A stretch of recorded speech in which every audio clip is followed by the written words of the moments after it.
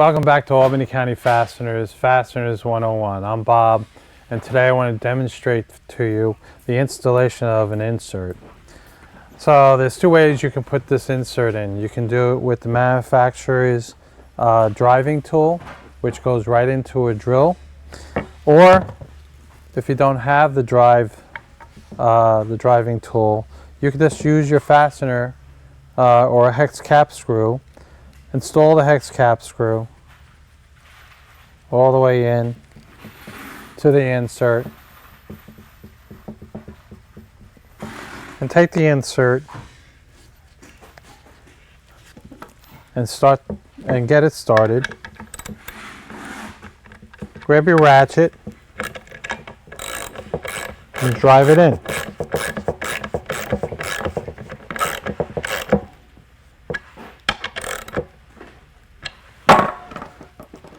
Okay, we're almost there, not there 100% yet.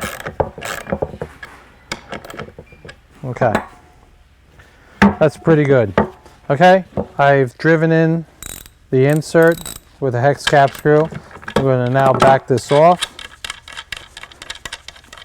and take the screw out, and you can see there that the insert is in place. Now, a lot of people have said to me, well, you got the insert in backwards. Fact is, it's not in backwards. It's in correctly. Each manufacturer manufactures these different. This is an Easy Lock product. This is their system for installing with their tool. But you don't need the tool to install one of these, as I just showed you. Thanks for watching.